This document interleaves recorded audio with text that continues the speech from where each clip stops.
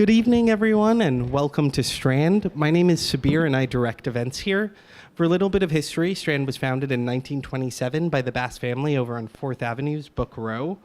Book Row gradually dwindled until, after over 92 years, Strand is the sole survivor, still run by the Bass family, still housing new and used books, and running close to 400 events a year. Tonight, we're excited to welcome Annalee Newitz for the launch of her book, The Future of Another Timeline. Annalee, yes. Yeah, let's give her a round of applause. Annalee is a journalist, editor, and author of fiction and nonfiction. She is the recipient of the Knight Science Journalism Fellowship from MIT and has written for Popular Science, The New Yorker, and The Washington Post. She founded the science fiction website IO9 and served as editor-in-chief from 2008 through 2015, and subsequently was editor-in-chief at Gizmodo and tech culture editor at Ars Technica. Her book, Scatter, Adapt, and Remember: How Humans Will Survive a Mass Extinction, was nominated for the LA Times Book Prize in Science, and her first novel, Autonomous, won a Lambda Award.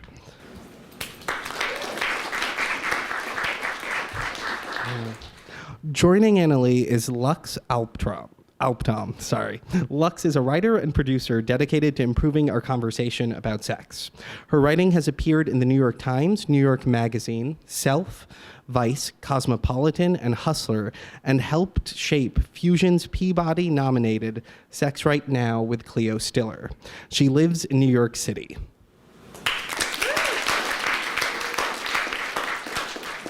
And without further ado, I turn the stage over to them.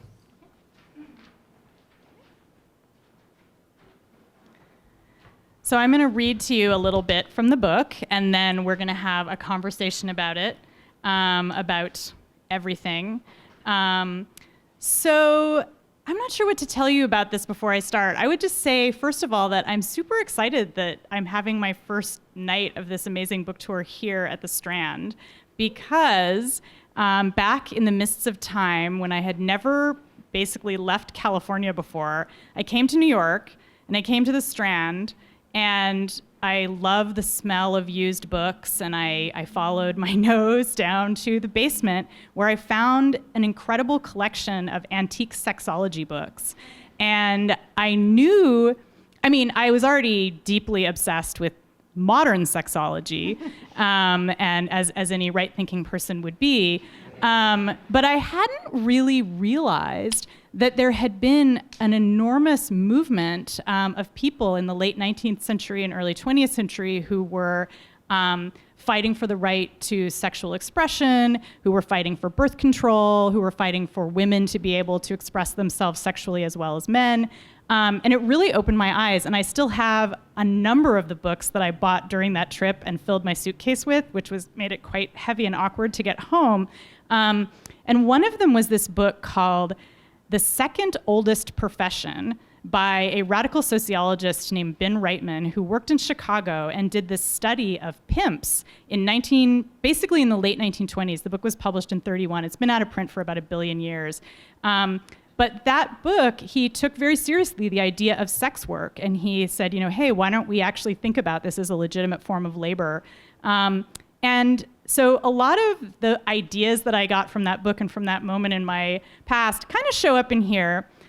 We do see a lot of stuff in this book about early sex radicals in Chicago.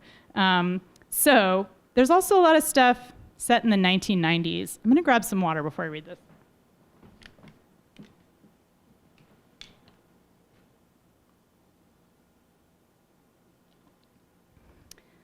All right, this is from chapter 1, so you don't need to know anything. Drums beat in the distance like an amplified pulse. People streamed over the dirt road, leather boots laced to their knees, eyes ringed in coal, ears and lips studded with precious metals.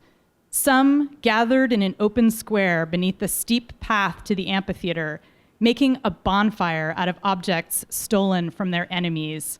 The smoke reeked of something ancient and horrific. Materials far older than humanity were burning. A rusty sunset painted everyone in blood, and shrieks around the flames mixed with faraway chanting. It could have been Rome under Nero. It could have been Samarkand when the Sogdians fled. It could have been Ataturk's New Istanbul or a feast day in Chaco Canyon. The technologies were industrial, Neolithic, and medieval. The screams were geochronologically neutral. I paused, smelling the toxins, watching a woman with jet black lips and blue hair pretend to eat a spider. One of her companions laughed. "Michelle, you are so gross. This isn't an Aussie concert."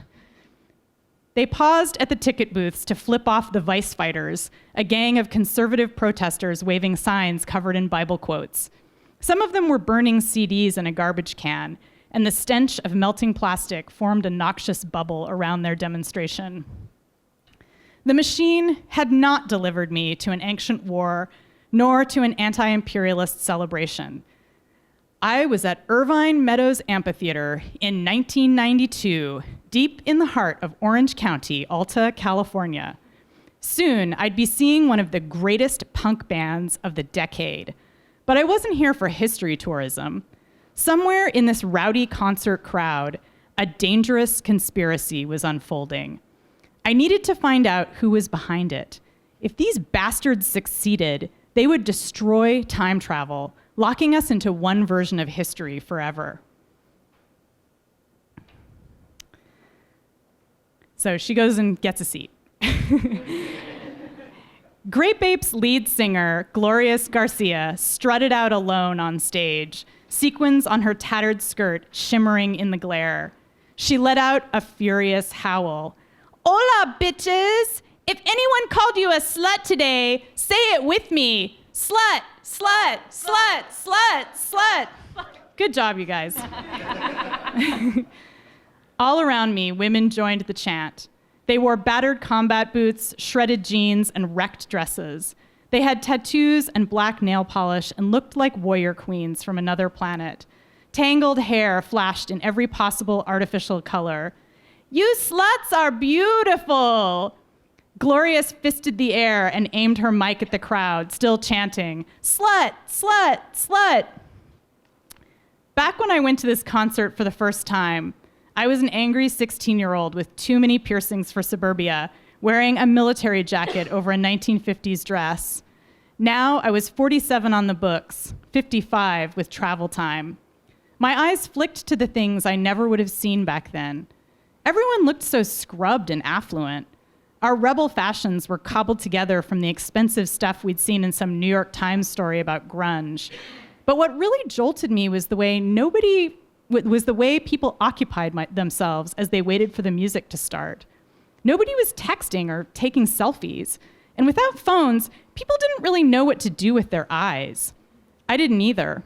I watched a guy in a Dead Kennedys shirt urging a hip flask on a woman who was already so drunk she could barely stand in her platform creepers. She stumbled against him, swigging, and he gave a thumbs up sign to his pal. The punk scene, once my inspiration, now looked like a bunch of future bankers and tech executives learning how to harass women. From my distant perch, Glorious was a tiny figure with the biggest voice in the world. "This is a song about the girls from Mexico who are picking fruit in your Irvine Company farms. Let's rip down the fucking border net and stop the killing." That took me back. In 1991, a huge group of refugees fleeing Mexico had drowned in the Gulf of California, just as they'd almost reached the safety of US soil in Baja. They'd gotten tangled in offshore nets the Border Patrol set up to stop illegal immigrants. Grape Ape was the only thing here that hadn't been warped by my disillusionment. They still had the power to replace my cynicism with a feeling that careened between hope and outrage. Strobe lights churned the darkness, and the audience frenzy reached beyond fandom, struggling towards something else, something revolutionary. Then I felt a broad hand on my upper arm, squeezing just a little too hard, and a large male body pressed against my back. I tried to elbow him and wriggle away, but the still invisible stranger held me in place. He leaned down to whisper yell in my ear, blotting out the music. I know you must have many daughters at your age, and you're worried about their future. His voice was smooth, and his warm breath smelled like lavender and mint. With his free hand, he started massaging my neck as he continued to grip my arm. That's why you come to places like this, to find a better way for women. We want that too. Maybe you'll look past your prejudice against men and read our zine. At last, he released me, and I whirled to face him. He pulled his zine from a rumpled Kinko's bag. Grainy, Xeroxed images of women in chains adorned the cover, and letters torn from magazines spelled out the title, College is a Lie.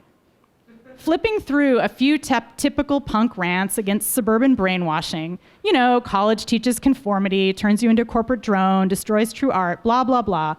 But there was a weird strand of gender politics in it. Over and over, the anonymous authors preached that college destroys feminine freedoms inherited from our ancestors on the plains of Africa and is anti-uterus. The entire zine was about why women should drop out of college. I looked sharply at the man, a nasty retort on my tongue, but his face stole my words. It couldn't be. I would never forget those features, so perfectly formed that it was as if he'd been grown in a vat full of men's magazines. I'd last seen him in 1880 at a lecture on suppressing vice in New York City. He was one of the young men clustered around Anthony Comstock, lapping up the famous moral crusader's invective about the evils of birth control and abortion. Later, at the protest, he'd given me a beautiful smile before punching me in the chest. Gasping for air, I dismissed him as one of the many YMCA boys under Comstock's spell. Now it appeared he was something more, a traveler. I was looking for anti-travel activists, people who wanted to shut down the machines. It was hardly the kind of political stance a traveler would take, but everything about this guy was off. So I followed at a safe distance, watching him whisper in women's ears, pointing them away from one of their few pathways to power. Eventually, at the very edge of the loge section, he and his men came together. I stood nearby and bummed a cigarette from an old crusty punk, catching snatches of their conversation.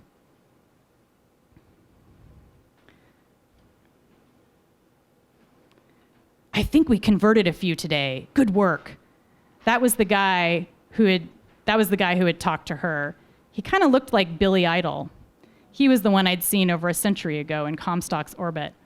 Do you think we'll be able to make the edit before time stops? Another man asked. We may need to go back a century.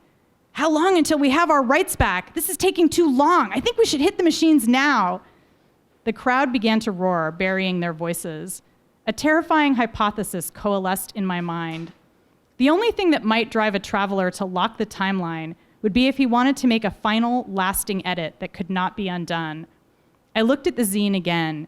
It was exactly the kind of propaganda that Comstockers would use to revert the edits made by people like me and my colleagues in the Daughters of Harriet. The Daughters often debated whether we were working directly against another group.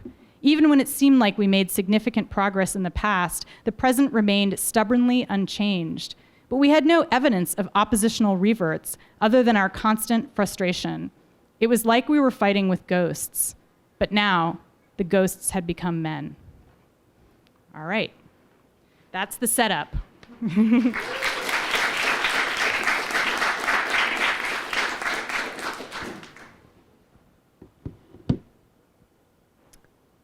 I'll let you drink some water before we jump into the Q&A. Welcome, everybody. I am so thrilled that you're going to get to read this book, which is fantastic. It's easily one of my favorite books that I've read this year. So thank you for writing this, and thank you for having me. Just to jump right into some nerd shit. Yes. I think one of the things that I really love is that in a lot of time travel books, time travel is kind of framed as a sort of man-conquering nature thing, where it's usually a white man who invents something that allows him to manipulate time. And I love that in this book, it's completely different. Instead of time travel being a human invention, it's this prehistoric fixture that humans kind of uncover and learn to use, but had no role in creating. So I'd love to hear more about why you decided to go that route, how that came to you, and how you feel it interplays into larger themes. Sure. So I have some bad news, which is that before I started this book, I interviewed a couple of physicists about time travel because I'm a science journalist. And I was like, okay, I am going to write the most scientifically accurate book about time travel that has ever been written. And both of them told me very gently that time travel is not real. And it's never going to be real. And it's actually, as one of them said to me, look, I mean, it's not a physical device, it's a literary device. And he's like, but that's okay, that's fine. So I felt very reassured by that, also very sad because I realized that I was leaving the territory of science and going into pure fantasy, basically.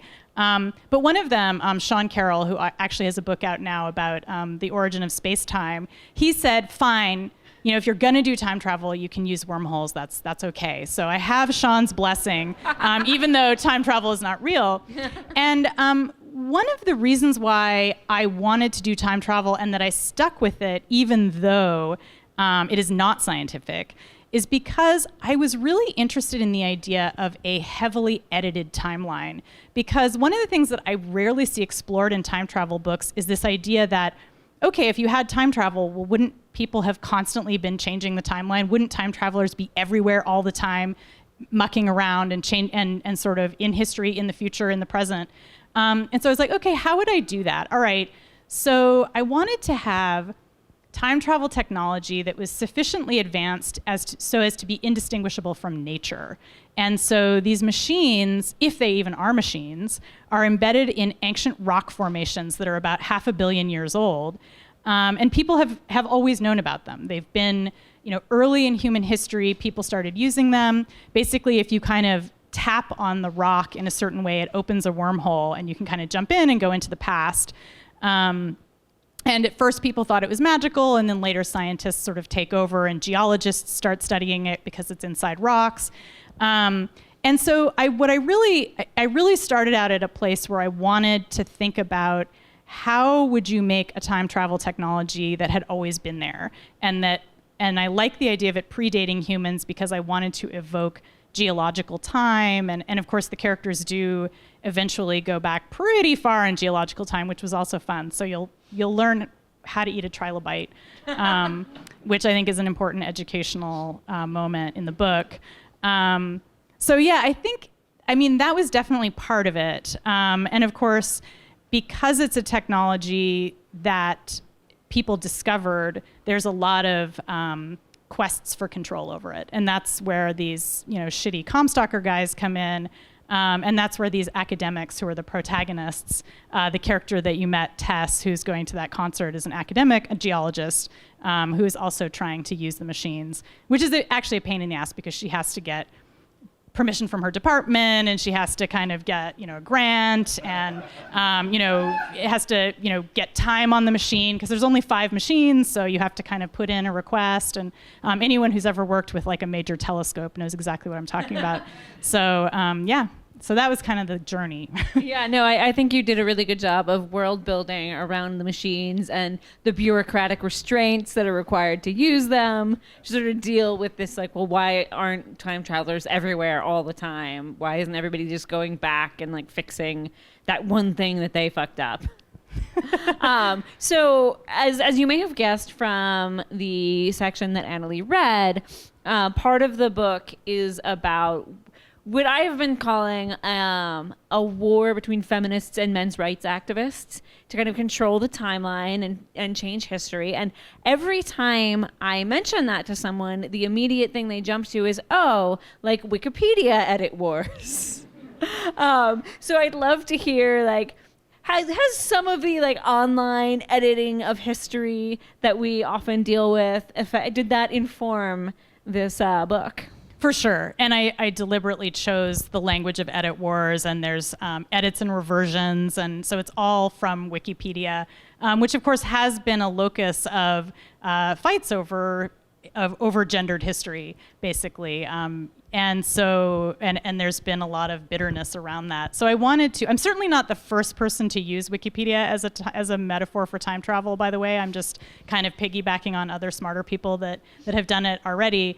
But a big impetus behind writing this book for me was that I feel like, especially now, the experience of living in the present often feels like living in a heavily edited timeline, because history has become such a politicized field, to the point where a couple of months ago, when people started, when, say, the New York Times and various other publications started writing about when the first slaves were brought to the United States, the first African slaves were brought to the United States, conservatives responded to those kinds of historical pieces, which were based in fact, as kind of political aggression.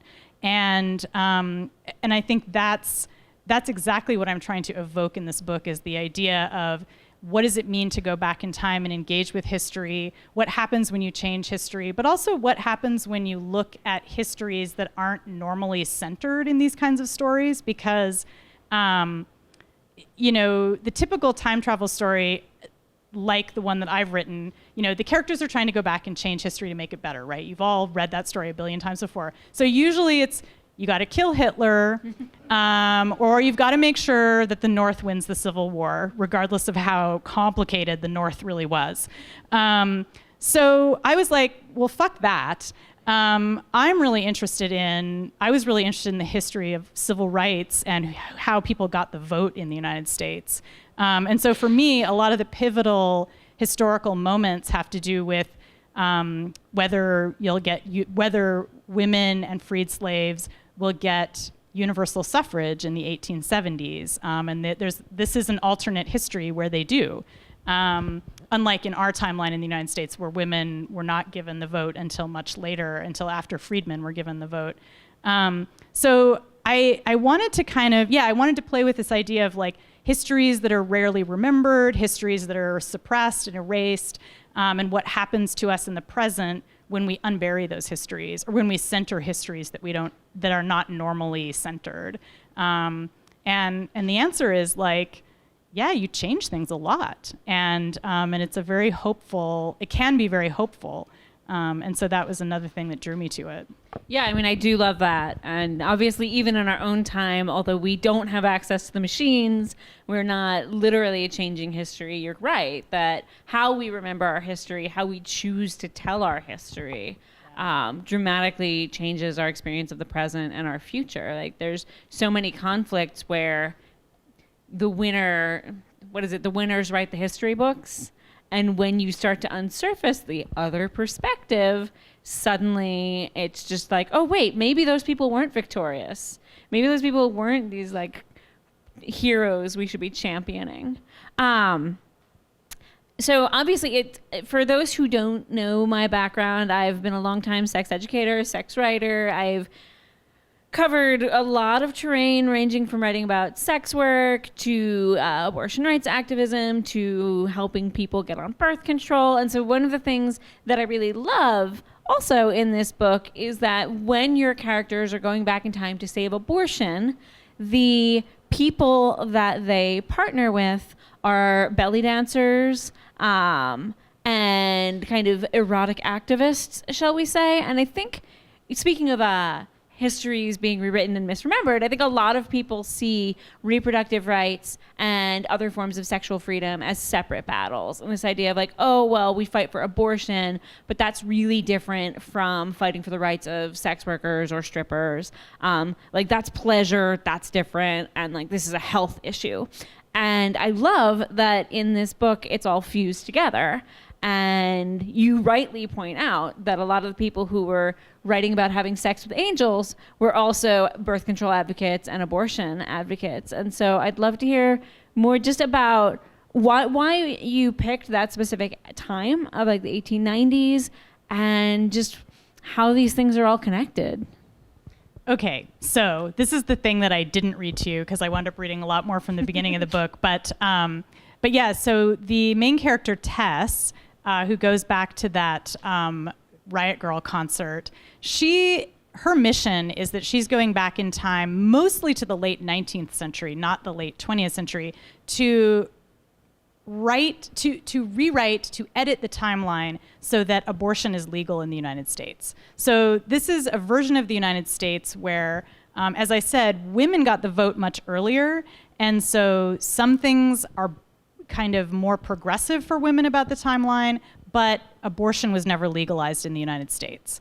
And so one of the things I learned as I did research for this book, and one of the reasons I brought up Ben Reitman's book about the second oldest profession, is that a lot of the 19th century concerns around morality and sexuality absolutely connected sexual expression with birth control, with access to abortion. And Anthony Comstock, who is the bad guy in this book, I recently wrote an op-ed for the New York Times about his career here in New York City, where he ran the illustrious New York Society for the Suppression of Vice. And what he did, this is all in real life, not in an alternate timeline, is he was made into a special inspector for the Postal Service, which meant he could spy on everyone's mail to look for obscenity. And he also had gone to Washington, D.C. and lobbied Congress to get legislation passed, which was referred to as the Comstock Law, that defined as obscene all the usual things that we think of as obscene, like erotica and porn. So those were already obscene, but to that he added information about birth control, information about reproduction in general, and information about abortion. So suddenly you had obscenity laws which targeted not just people who were like selling French postcards and like dildos, because dildos were like super popular in the 1880s and 1890s, in case you didn't know. Like mass production of rubber was like a big new thing, and so everybody was like, dildos, yay! So Anthony Comstock, part of what he did to get these laws passed was he ordered a bunch of dildos through the mail and went to Congress and was like, look at all the things that I got in the mail. It's just like the internet, but like real. And so he kind of created, in a sense, by twinning those things, he created a feminist response where, in fact, now we would think of them as strange bedfellows, like people who were working for reproductive rights and people like belly dancers who were basically just trying to engage in, erotic expression, or even just not necessarily erotic expression, just the expression of the female body in general. And in Chicago, especially, there was a showdown at the World's Fair where belly dancing was first introduced to the United States. And Comstock tried to get a huge part of the World's Fair shut down because people were belly dancing. And he considered it to be obscene.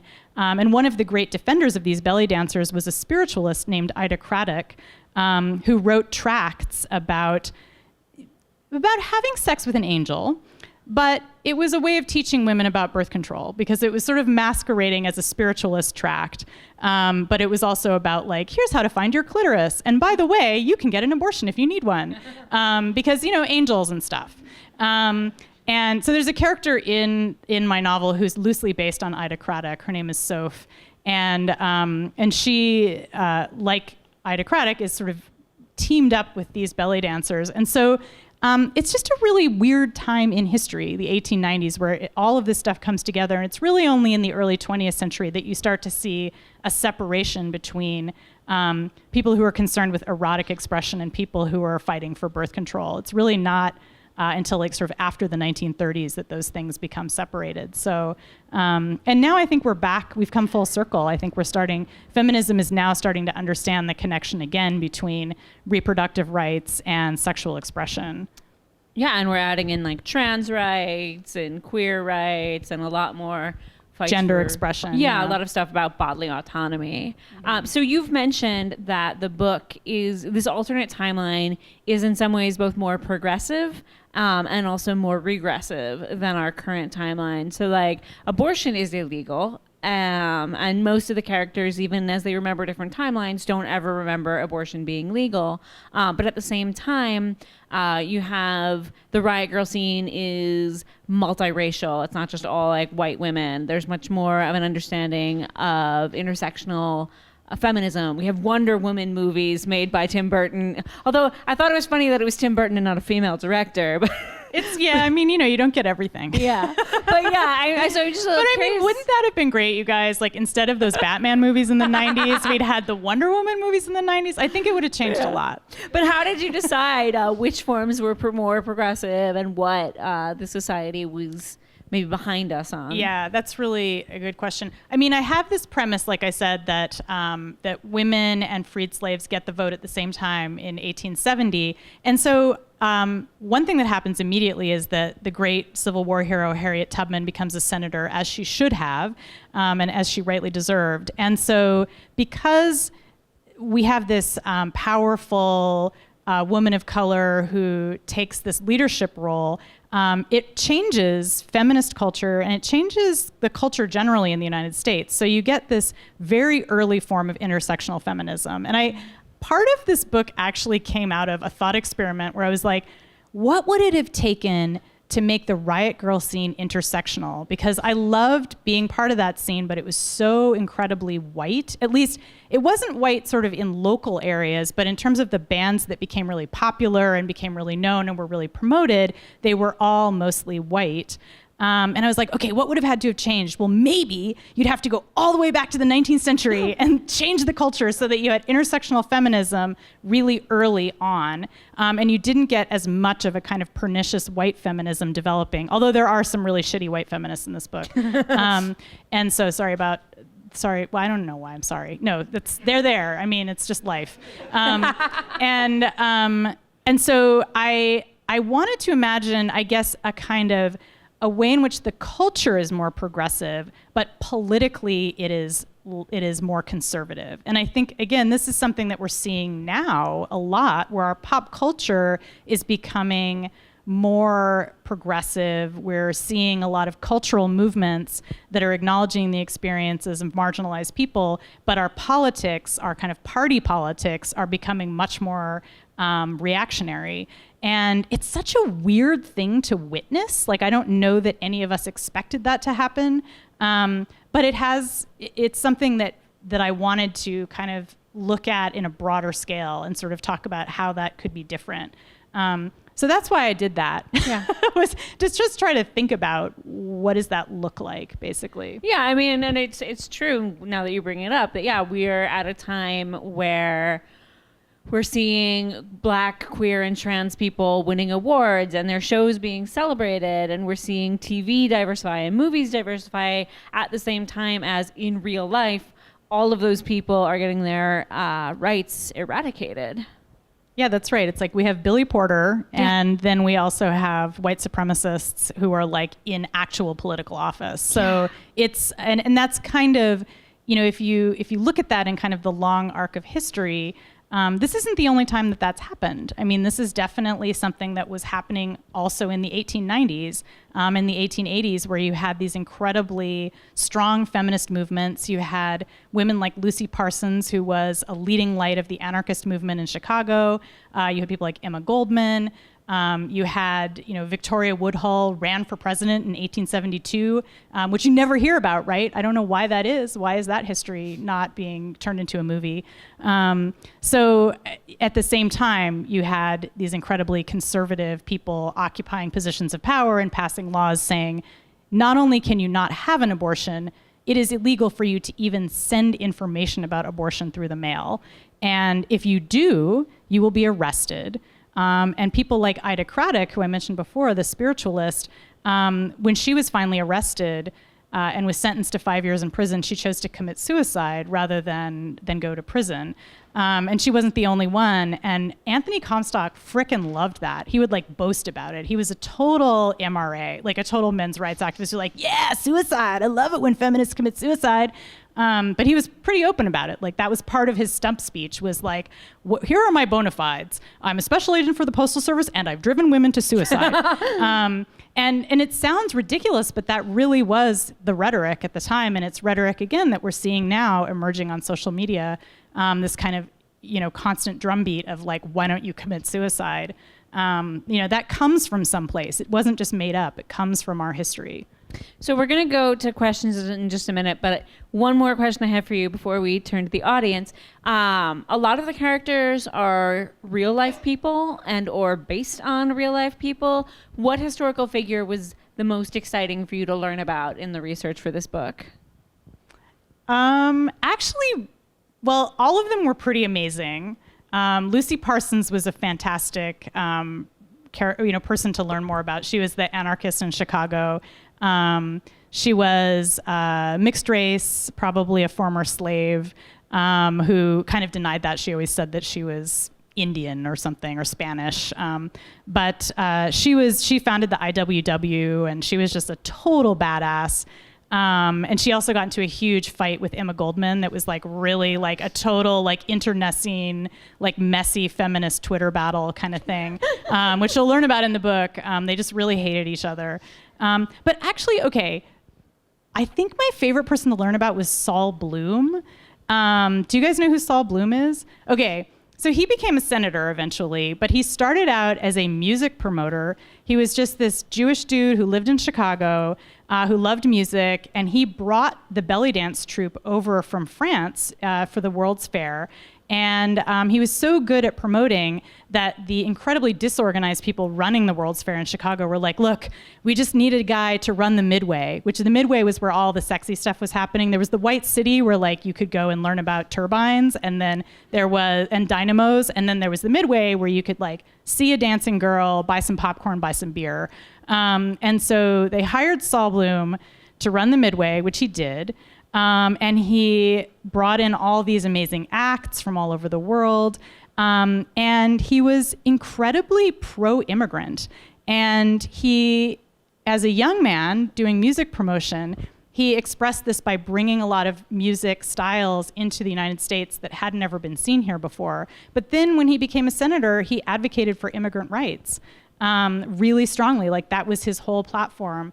And I just love the idea that he started as like basically kind of a sleazy promoter who was like kind of promoting, kind of strippers, kind of belly dancers. He also wrote the famous stripper song that you've probably all heard that goes like, there's a place in France where the women know. He wrote that.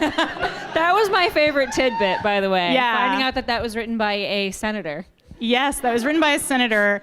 And so he wrote the tune, and then if you've heard, there's actually a variant on that song, which I learned about while I was researching. And the variant on that song, on the lyrics is, there's a place in France where the women wear no pants, and the dance they do was written by a Jew. That's Saul. I was like, oh, it's not just any old anti-Semitism. It's like a specific anti-Semitism about Saul Bloom. So bless Saul Bloom. All right, let's take some questions. So if you have questions, raise your hand. Come on. Yeah. Hey, thanks. I loved what you've read so far. It sounds fantastic. How long did it take you to do the research and to put this all together? I'm just curious about that. The question was, how long did it take me to research and put it all together? I did a bunch of research. Writing it and researching it kind of took place at the same time in a way. It took about a year. And then my amazing editor, Lindsay Hall, who's right there, she invited me to rewrite it about 4 times. And each time it got way better. It was definitely, the thing about this book is there's a lot of moving parts. And so it really needed to work together. And I freaking hope it works. It does. I think, yeah, we've gotten it into shape. So yeah. So it was a lot of rewriting. About half that time was rewriting. Yeah. Hi, thank you again for coming. I like sneaking around. Hey. Hi. So I've been reading a lot. Like I'm a huge sci-fi buff, and a lot I've realized lately is like really looking at this idea of like today's the feed and how your current reality is shaped sort of by what you subscribe to. And I'm sort of curious like how you think that relates to the idea of timelines and time travel and almost this, you hear this accusation that like history's dead or history is over because it can be completely changed at this point to where you live in your own like mirrored hall and it doesn't matter to you.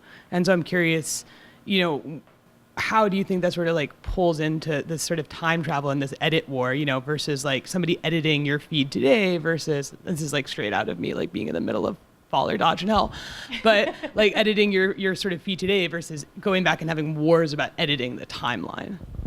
Yeah, that's a super good question. And actually, I've had other people ask me if by timeline I meant like a Facebook timeline or a Twitter timeline, which I think there is a big overlap. I think that idea that you can constantly be editing your own personal history, or other people could be editing, or some allegedly objective algorithm could be editing it, is really terrifying. And I think right now, for people who use social media a lot, there is a sense that our history is being taken away from us and reshaped by forces that we don't understand all the time, and that changes how people see us, it changes how we see ourselves, and that kind of personal helplessness is reflected in a kind of general helplessness about historical trauma, because there are all of these historical traumas that are still impacting us today.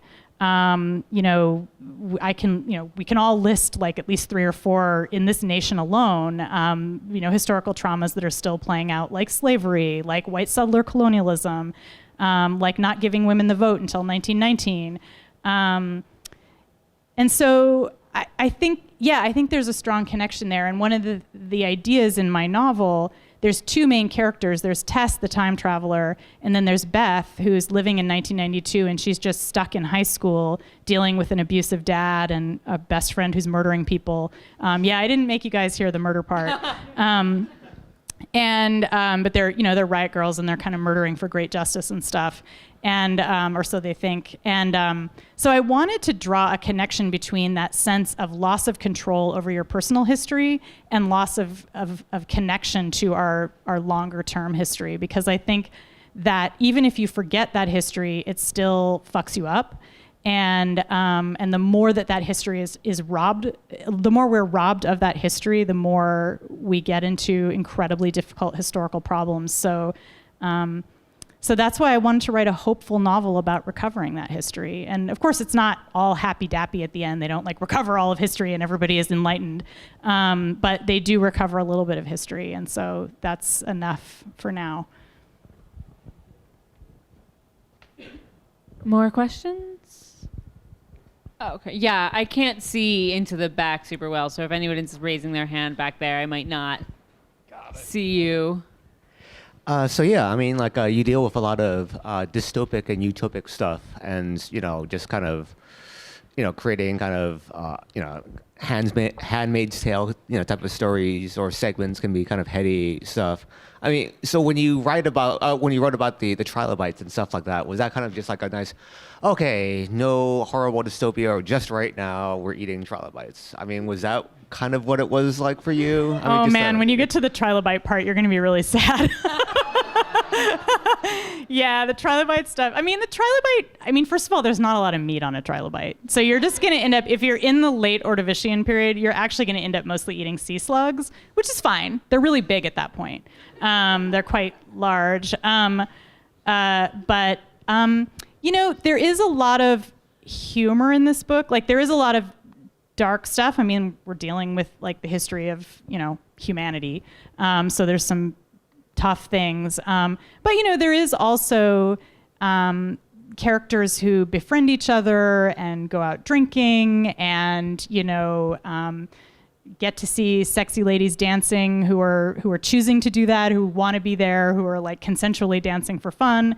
I'm just trying to like explain to you why this works, or how this works. So, I mean, partly the book is just about kind of how do you take friendships and fun and dancing and music, and turn those into a part of a political program and into part of a revolution, to like kind of echo Emma Goldman's ideas there. Although Emma Goldman is kind of a mean character in this book, but that is part of the point, is that you can't really have a revolution without having fun and without having love and without having sex and cute dancers. It's just it has to be all mixed together. And so I never, even though I know people say like, okay, if there's tough things in your book, it's automatically a dystopia. This is actually a very hopeful book, and real life, it's never all bad or all good. And so I want to kind of show a timeline and a future and a past where we get to see both. We get to see the tough stuff, and we get to see how people come together and resist, not just by marching in the streets, but also just by like having gin together and gossiping, which is really important. I mean, you don't have to have gin to gossip. It does help, but chocolate is fine. So it sounded like when you were describing your process that the ideas for this book came from a lot of sort of big conceptual places.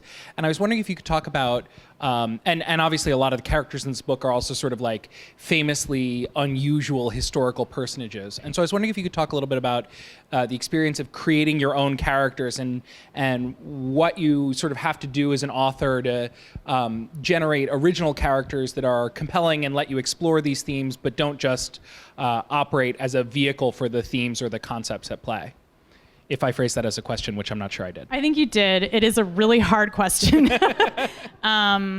Because, I mean, one of the reasons why I've always resisted writing about historical figures is I think it can sometimes have that feeling of like, oh, and now I'm meeting Einstein, and like the music swells, and it's like, it's Einstein. Einstein is not in this book, by the way, but I just mean that there's that moment in any movie where you kind of evoke a beloved historical figure or a hated historical figure, and they become kind of two-dimensional because there's a kind of, you're either demonizing them or kind of there's like a hagiography kind of element.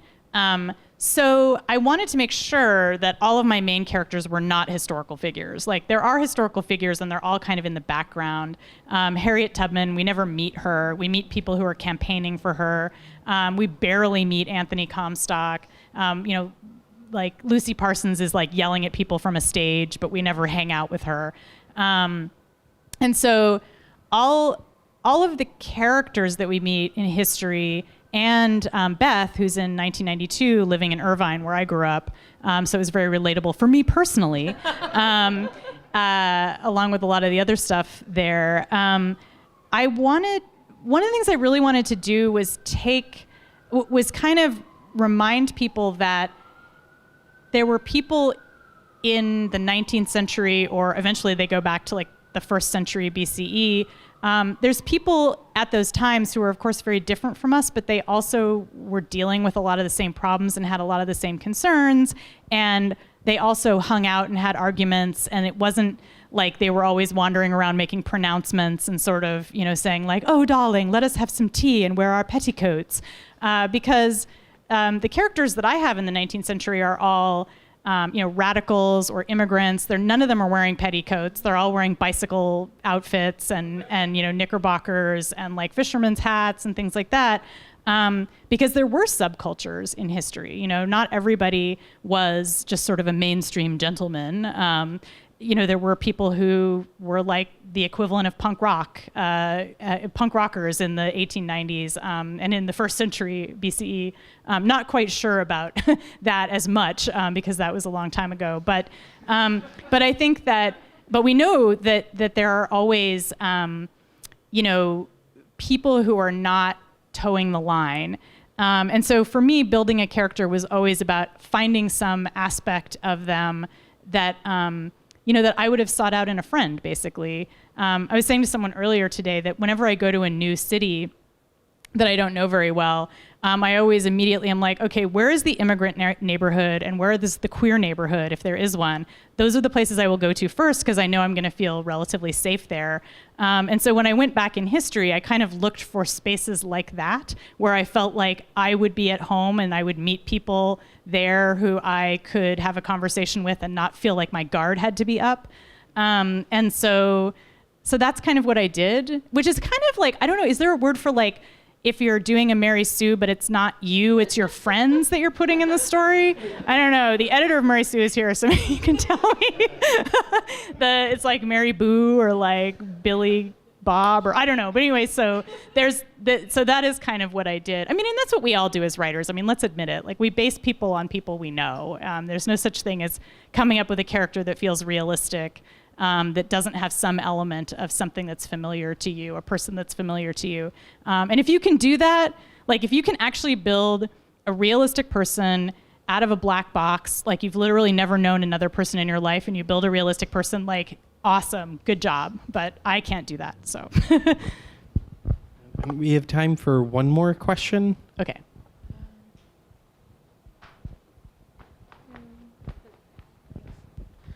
How did you approach language in the novel with different characters coming from different points in time? How did they talk to each other, and did you think about dialects and things like that? That is a super good question, and I thought about it a lot. And what I decided to do was not try to produce rigorously actual dialects, because sometimes I think it's too easy to get it wrong and just to sound silly. And B, I think sometimes it can come across in a really condescending way. Like if you read a lot of Mark Twain now, it doesn't come across really well, even though he's genuinely trying to do something where he's capturing the language of people at that time. It feels weird. So I have a character who comes from the future, who's had to learn our English. She's from 500 years in the future. And so she says really weird things, but it's more like idioms. Like she just doesn't get our contemporary idioms. So we do hear differences like that. But like I don't have, for example, like I have a tiny bit of 19th century slang, which is just fun. I mean, that's just straight up fun. But I don't, for example, have like when they go back to the 1st century BCE, like I don't know anything about ancient Nabatean, and I don't know what the syntax would be. And so I have characters, like I say, oh, she said it in Nabatean. And then because I'm a nerd, I like interviewed an archaeologist who's an expert in ancient Nabatean culture, and I'm like, so how would you have pronounced this ancient Nabatean name? And she's like, well, fuck if I know. Like, none of us know. They didn't use vowels. So like a lot of ancient languages that didn't have vowels recorded. So we don't really know.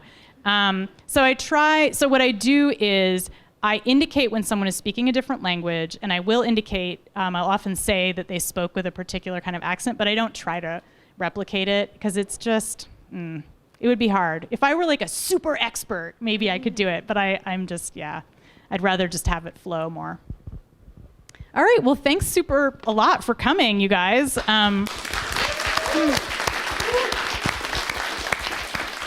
And thanks, Lux, for being amazing. Thank you for having me. So both of us are going to be signing books in the back. Lux's book, Faking It, is amazing. It's all about why women lie about their sex lives and all the different lies that women tell in many different contexts. It's incredible. I've been like a giant fan of Lux's work for like a really long time. Very mutual. So anyway, so you can get her book, you can get my book. We'll sign them.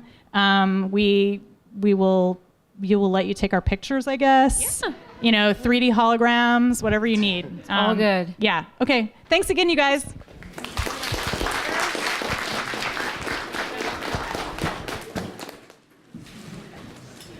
So we're forming the signing line right over here from the speaker. If you want to come up and stand here and then go backwards. If you haven't purchased your book yet, we do have it.